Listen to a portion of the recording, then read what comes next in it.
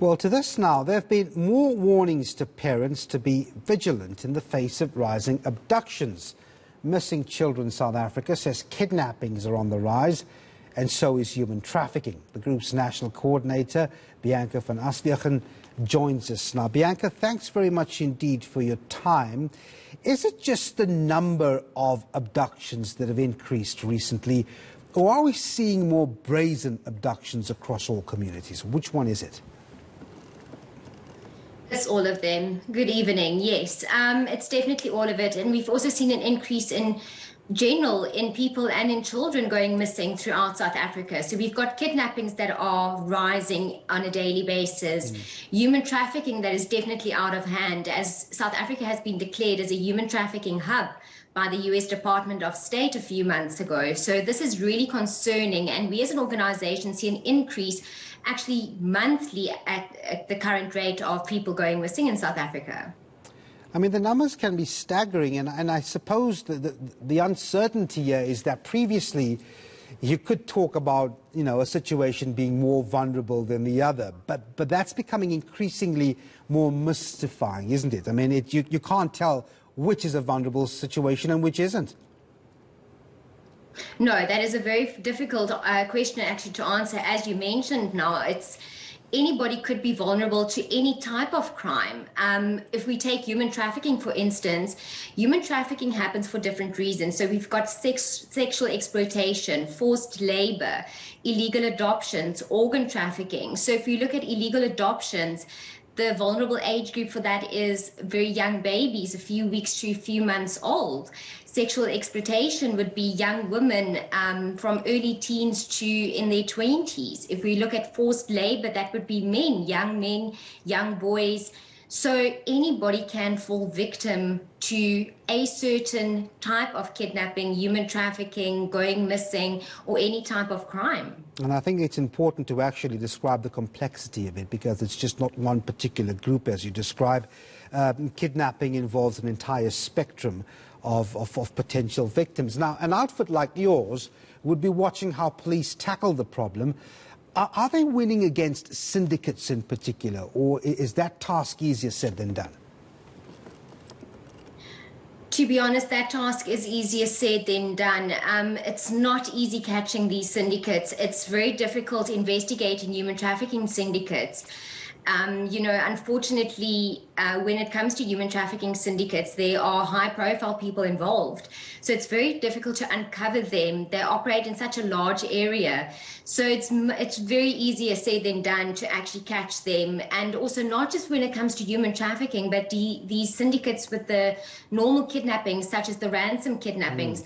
But our task teams in the police are trying their best. So are we as an organization trying to do everything we can to make our voices heard, to help the families of the victims, and just try and find them as safely as possible. But it's a difficult task, and we need the whole of South Africa to stand up, back us, back our South African police services.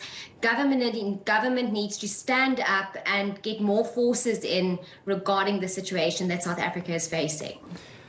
We had Yusuf Abramji on in the previous hour, and he said that, look, one frustrating element in all of this is that the judicial process very often appears to be a letdown to many of the hardworking police officers. You'd have people arrested, going to court, and before you know it, even on kidnapping and murder, people are released on bail very easily.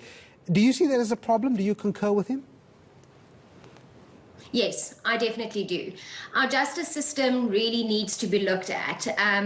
Also, when it comes to the DNA system that we are looking at in South Africa, where reoffenders could be easily identified, I mean, that's something that is so needed in South Africa, especially with our sexual offenders, human traffickers, murderers.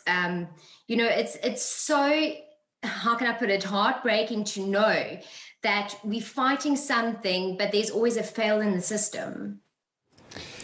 Just very quickly before I let you go, I mean, I think one big issue that's come up, and especially during the lockdown, was the increased use of kids being online a lot. And I'm wondering whether or not that situation has worsened in terms of being vulnerable online, especially with children being, succumbed to some sort of tactics by perpetrators online. Has that worsened in recent months and years? Definitely. It definitely has worsened over the period of COVID. We've actually seen an increase in human trafficking cases due to social media, working online, but it's not just children actually that are vulnerable to this. If we actually look at, there's a lot of people that lost their jobs. I mean, they are vulnerable. They are desperate for jobs. So all these false job advertisements that's been going around on social media, people are falling and being extorted against these, advertisements that's been going around. Children have been more on social media, from being at home in lockdown. So grooming has become much more easier for these syndicates for online, making false profiles, luring the children, befriending them, grooming them over a period of time.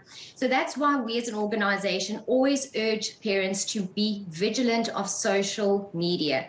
Please monitor your children's social media accounts. Make sure their privacy settings are properly set.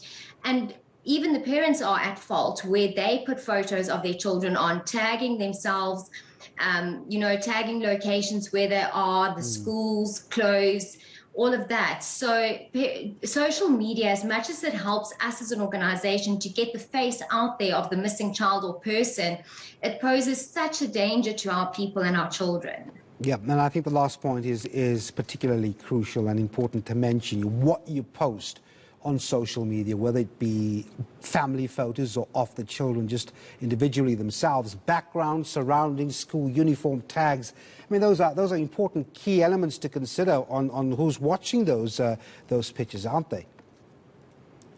Definitely. It is. And I mean, it's, as a parent, you want to show your child, you want to show their first day at school on Facebook to everybody or on any other social media platforms. But it could potentially put your child in harm's way, and especially such a video, apps like TikTok. There's so many predators on TikTok. Any social media account that exists needs to be monitored very carefully.